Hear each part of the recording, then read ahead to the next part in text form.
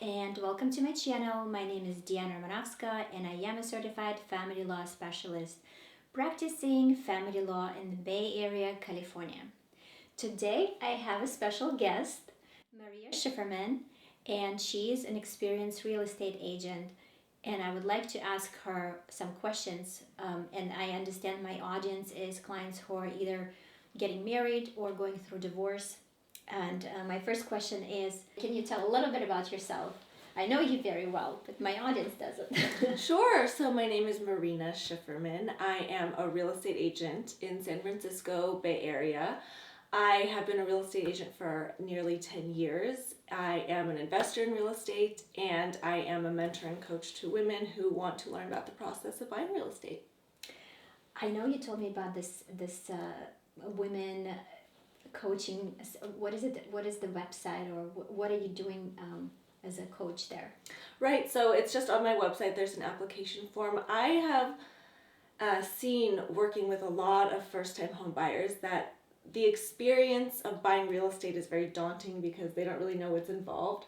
But there's a lot of things that are involved that people need to be aware of to be able to make their own real decisions. How to search for property the right way, how to write a purchase agreement the correct way, how to look for property the correct way, what is escrow, how to hold title, and all the stuff that happens.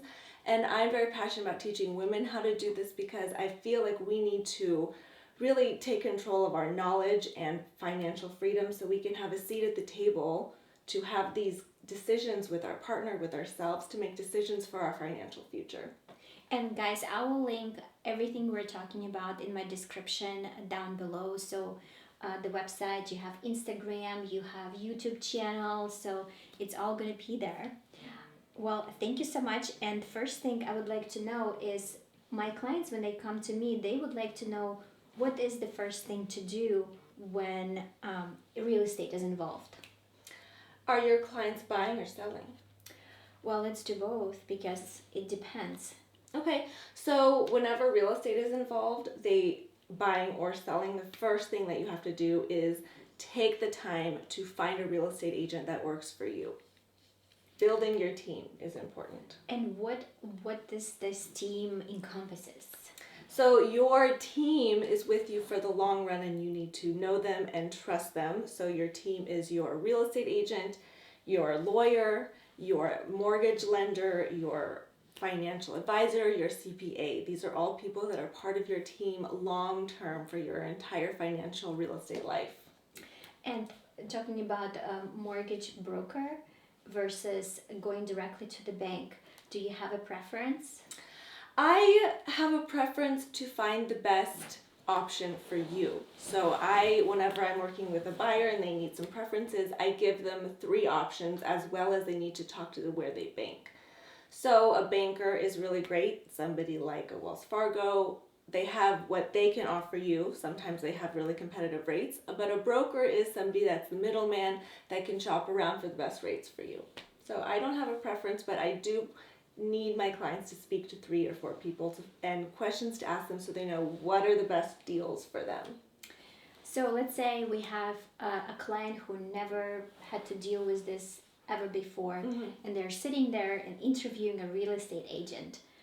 Where do they look? How do they even find it? Do they ask mom or neighbor next door? How would they find? What would you recommend they do? Right. Well, the first thing you know is that this process is going to take a while. It's like an interview process to find someone that's right for you. So the first step is finding real estate agents to talk to. So social media, asking your friends. Create like a list of maybe 4 or 5 people and then call them. See how they sound on the phone. Questions to ask them are they local, and do they buy or sell only in the city that you want to buy or sell? Do they work with buyers and sellers also? Are they active? How long have they been doing this? Do they have a team of people? And then let them ask you questions about who you are and your situation, and see if they give you suggestions and if they teach you anything. Then you'll be able to narrow it down. And then if you're still stuck between 2 or 3, let them give you a first-time home buyer meeting or take you out to see some properties. Just give them a chance. Then you'll be able to narrow it down to somebody that you want on your team. Is it usually that they are looking for the properties for you, or It's both. Buying real estate is a full-time job. You can't just sit back and relax and think the perfect thing is going to come to you. Your real estate agent is not there to necessarily find you the properties. Your real estate agent is there to negotiate the best prices for you, to represent you in this whole negotiation process, to guide you through the process, as well as show you properties also. You know, sometimes I have clients come to me and going through divorce, and they don't know what to do about the appraised value. They want to buy each other out, and they say, oh, let's save money, 400, 500, whatever, $1,000 on the appraiser. Let's just use the Zillow value. Would you recommend that? Well, an appraiser, I think it's only $400 or $500, but that's still a lot. You can't trust Zillow or Redfin. They haven't actually seen your house. They're just taking statistics from square footage in your neighborhood, but they don't know the actual what your house looks like or anything. So Zillow, you can't trust it. That's how nobody's going to make an offer based on a Zillow estimate. But an appraiser is a trusted valuation that every bank will use.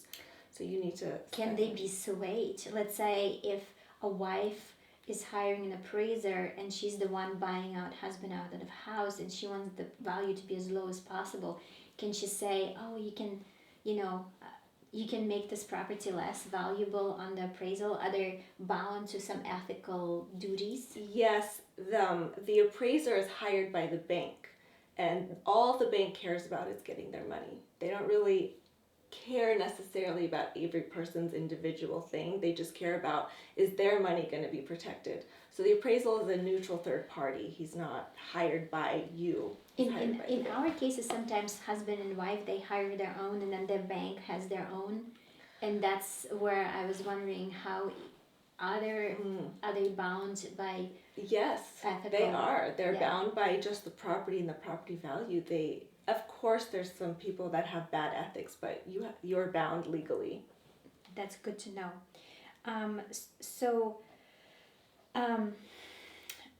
We're in COVID-19 right now, and people are asking and wondering, and that's maybe related to people who are getting married. Should we buy or should we rent? What would you suggest? Well, this is a very personal thing, but I would suggest to buy, because right now the market is low. People are unstable. They need to sell their properties and get cash fast. There are a lot of deals to be had right now. Typically, a rule of thumb for me is when other people aren't buying, that's when you buy. When everybody is buying, that's when you stop, because competition is what drives the price up.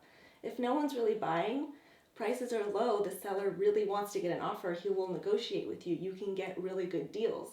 If everyone's buying, no one's going to negotiate with you. I buy all my houses during Christmas when no one else is looking. I think that's a really good insider tip.